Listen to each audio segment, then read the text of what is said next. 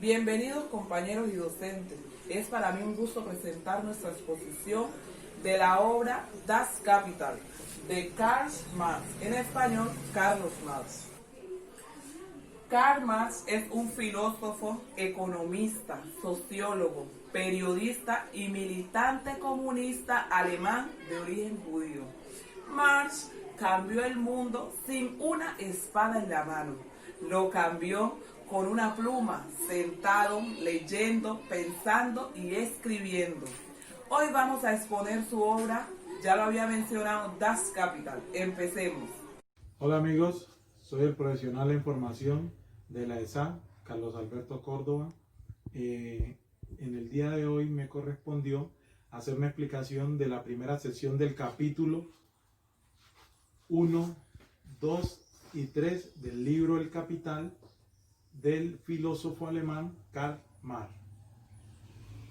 El primer capítulo nos habla de la mercancía. La mercancía, según el autor, es todo aquello que se puede producir y que tiene dos valores. Uno, el valor de uso, que es el valor que le damos a cierta mercancía cuando la utilizamos. Y el segundo es el valor de cambio, no es más que el valor comercial que recibe esa mercancía. ¿De dónde sale ese valor comercial? Ese valor comercial sale del trabajo que realizamos para producir dicha mercancía y de la materia prima que utilizamos. Aparece el segundo capítulo, que es el proceso de cambio. Ese proceso de cambio está antecedido por el trabajo que realizamos para producir una mercancía que vamos a intercambiar de acuerdo a la necesidad con otra persona o otro sujeto que produce esa mercancía. Según Marx, una mercancía, para que sea equivalente, se podía cambiar teniendo en cuenta el tiempo de trabajo que se utilizaba o que se necesitaba para producir esa mercancía. Aparece el dinero. Según el escritor, el medio de cambio y circulación para la mercancía es el dinero, recibiendo así un valor simbólico, que no era más que el valor equivalente a esa mercancía que se quería poner a circular. Dicho dinero fue así el motor que puso a circular las mercancías, recibiendo un valor simbólico para que este fenómeno ocurriera, siendo así que dejó de existir que para cambiar una mercancía tenía que estar presente el tiempo que gastáramos produciendo dicha mercancía. Con la aparición del dinero se pudo ejecutar una fórmula que nos dice que mercancía es igual a dinero y dinero igual a mercancía, lo que nos va a generar una circulación para poder acumular capital y producir mucho más mercancía para suplir las necesidades que se tengan de dicha mercancía. Muy buenas tardes, mi nombre es Jair Diomedes Cuesta Córdoba y hoy les vengo a hablar del libro El Capital. ¿Cómo se convierte el dinero en capital?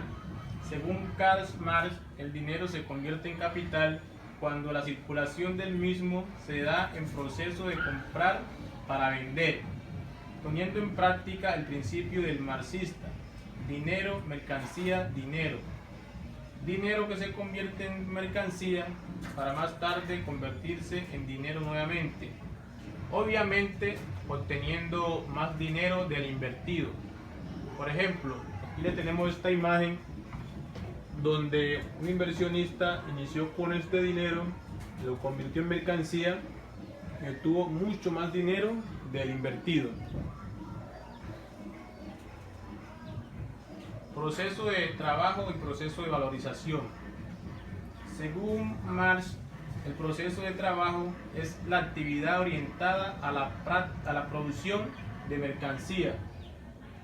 y el proceso de valorización es la cantidad de trabajo empleado para la fabricación de mercancía. Tenemos el capital constante y el capital variable. Según Marx, el capital variable es el trabajo humano y se refiere al esfuerzo de trabajo para aumentar la producción y por ende el capital. El capital constante es la materia prima. En la materia prima tenemos lo que es la maquinaria y se refiere al dinero invertido para producir ganancias. Por ejemplo, tenemos esta imagen donde tenemos al señor inversionista, tenemos el capital fijo, que es el mismo constante, tenemos el costo de la maquinaria y su mantenimiento. Acá tenemos lo que es el capital variable, donde está el asalariado y el costo de la mano de obra. Y tenemos la plusvalía, que es el aumento, digámoslo así, de la masa, el dinero que aumenta durante ese proceso de trabajo. Buenos días, yo soy Gerardino Palacio Serna. Les voy a dar un concepto de 3 capítulos fundamentales del libro El Capital, del filósofo Carlos Marx. En capítulo 7, la cuota plusvalía. Esta hace referencia al valor que se le da al trabajo de un obrero capitalista. La mesa de plusvalía. Esta determina el aumento del valor de un objeto o cosa. La jornada de trabajo es la actividad que realiza el hombre para satisfacer sus necesidades físicas y espirituales y de esa manera mejorar su calidad de vida. Concepto de la plusvalía. La ganancia de los capitalistas está fundada en la apropiación sin pago de una parte del trabajo que realizan los obreros. Es decir, durante la jornada de trabajo donde los obreros producen una parte, no hacen más de producir el valor que el capitalista le entrega como sueldo, por lo cual el trabajador debe mantenerse o subsistir. La cooperación es un conjunto de obreros que hace una sola mercancía en grupo y suele hacer más rápido y solo refuerza la producción capital. División del trabajo y manufactura. Los capitalistas de la época de Marx decían: ir contra las máquinas es ir contra el progreso. En este caso, la implementación de las maquinarias hacen que el productor sea más rápido, pero la clase de obra viene siendo despedida. Los empleados que trabajaban 8 horas ahora pueden pasar trabajando 16 horas. El capitalismo usa las máquinas porque ve que con las máquinas puede producir mucho más rápido. Y además, una de las máquinas aproximadamente tiene la fuerza de 100 hombres. Entonces el capitalista se ahorra 100 salarios, ¿ya? Para el trabajo con las máquinas, el capitalista busca 1 o 2 personas a quien pagarles un salario mínimo. De igual, su producción es mucho más. Con la revolución de las máquinas, de la tecnología. Más sin embargo, él le paga a los trabajadores por toda esa producción, pero por toda esa producción les paga un salario mínimo, a lo que llamamos hoy plusvalía. El trabajador trabaja mucho, pero su salario es muy poco, ¿ya? Entonces, ese es un concepto capitalista. Compañero y docente, siguiendo con la exposición, en el capítulo 16 veremos las diferentes fórmulas para expresar la cuota de la plusvalía.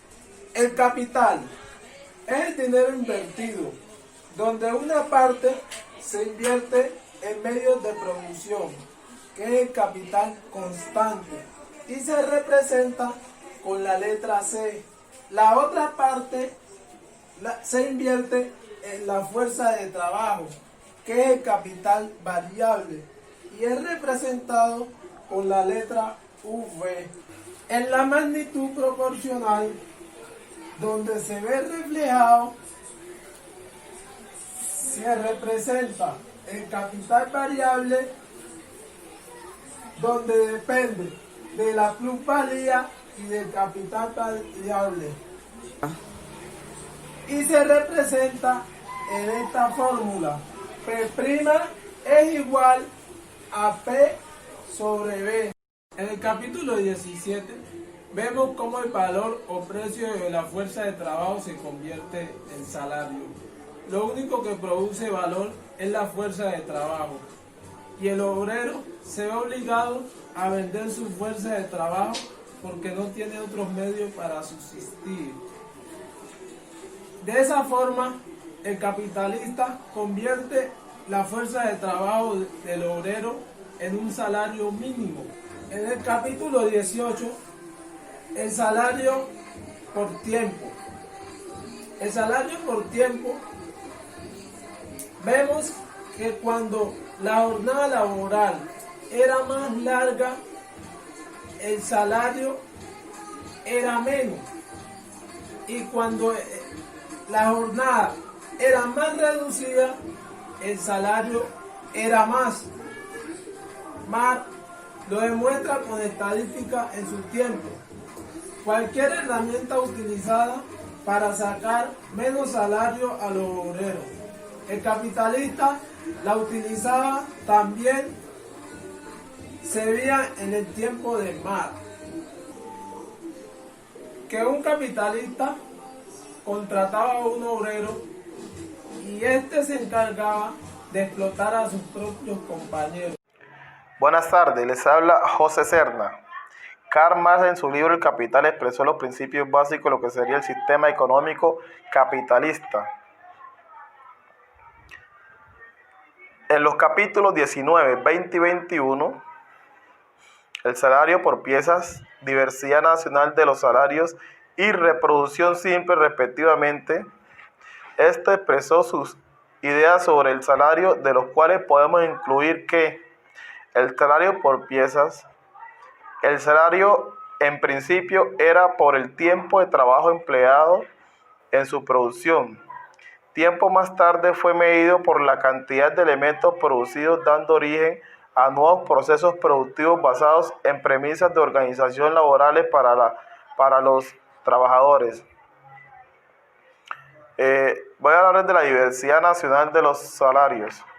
También expresó que los salarios nacionales diferentes según el grado productivo de las jornadas laborales de cada país, a su vez que este aumentó y disminuye la producción de trabajo, da ideas de lo que más tarde llamaría la mano invisible, intervención del Estado en la relación económica natural, producción simple.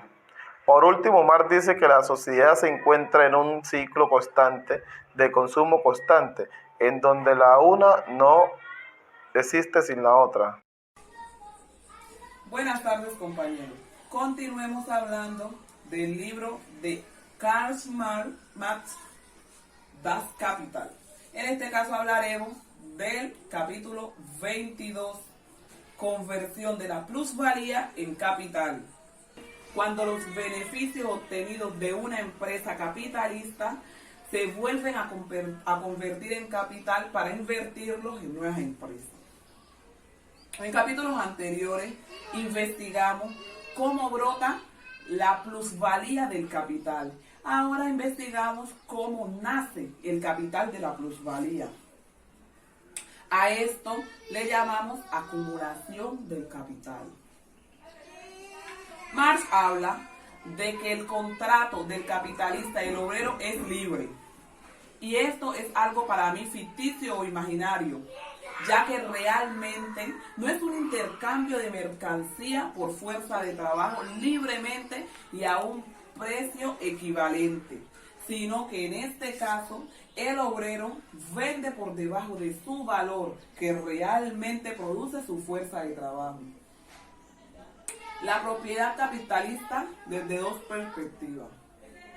El punto capitalista se convierte en el derecho de apropiarse del trabajo no retribuido o de su producto, y desde el punto de vista del obrero, como la imposibilidad de hacerlo o de hacer suyo su producto.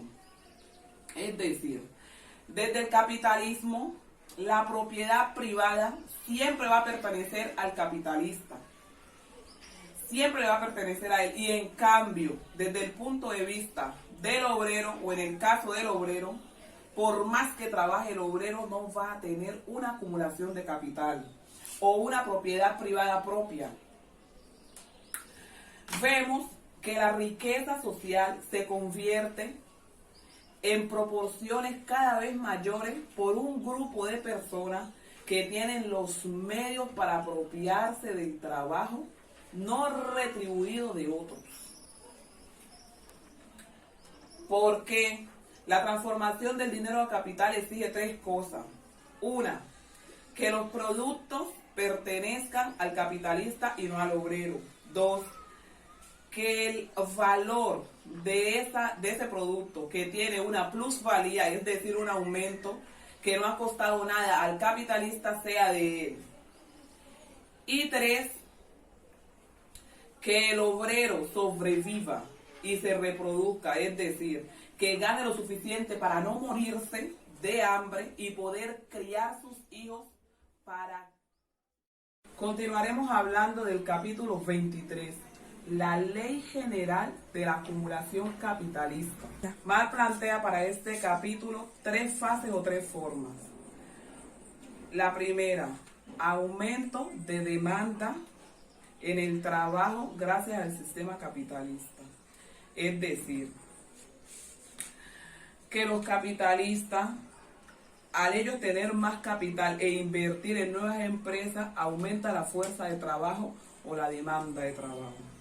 Dos, a medida de que aumenta la tecnología y la productividad, se produce un descenso de fuerza de trabajo. Es decir, que cuando aumenten la maquinaria tecnológica que hagan el trabajo más rápido, la clase obrera se va quedando sin empleo o sin trabajo. Y la tres, se acaba con la producción progresiva o el ejército industrial de reserva, es decir, que la clase obrera queda totalmente desempleada, o lo llamamos también una producción de desempleo. El objetivo de esta postura nunca será las necesidades de los obreros, sino las necesidades del capitalista, que es generar plusvalía. Una de las ideas clásicas de Marx es que los beneficios de una empresa acaban siempre invirtiéndose en nuevas empresas que generan también más empleo. Y yo considero... Buenas tardes, toda esta oportunidad les voy a hablar del capítulo 24, el cual narra la acumulación originaria. Esta acumulación originaria básicamente narra la forma tan cruel como fueron expropiadas las tierras tanto de la iglesia como de los campesinos, cuyos campesinos habían encontrado todas estas tierras con el sudor de su frente. Sin embargo, Escocia trató de resistirse a esta expropiación, pero sin lograr ningún éxito, pues igual a la fuerza y todo, sin importar que hubiera muerte y mucha violencia, igual fueron expropiados. Esta historia del capítulo narra una época cruel donde la pobreza reinó en una cantidad muy extrema. También nos narra cómo hubo tanta cantidad de personas desempleadas, lo cual los obligó a desplazarse hacia la ciudad con un seguro incierto. Este capítulo también nos narra que en 1660 y en 1668 aparecen los grandes terratenientes, pues ellos fueron el producto del enriquecimiento de estas expropiaciones. En la medida que a estas personas les toca irse a la ciudad de forma obligada, pues la ciudad también se ve un poco afectada, teniendo en cuenta que la capacidad industrial no tenía cómo albergar a tantas personas. El capítulo 25 nos habla de la colonización. En la colonización aparece la propiedad privada y el trabajo de las personas. Aquí también se contempla que para que exista un capitalista también tendría que existir primero un asalariado capaz de vender su fuerza de trabajo. Al mismo tiempo nos dice que el dinero o el capital no es una cosa, sino una relación social entre una cosa mediada por otras cosas. Personas hacia Inglaterra. Sin embargo, este personal estaba dividido entre niños, adultos, de todas las clases. Sin embargo, cuando llegó a Asuán, no fue capaz de conseguir quien le pudiera hacer un favor de ninguna especie, teniendo en cuenta que se le olvidó lo más importante, que fue llevar un medio de producción. Friel dice que si el dinero estuviera repartido en el mundo de partes iguales, nadie se preocuparía por acumular más dinero del que pudiera amparar en sus brazos. Francia y satisfacer con ello una necesidad. Ella vuelve de cambio cuando por ella adquiero una ganancia como tal.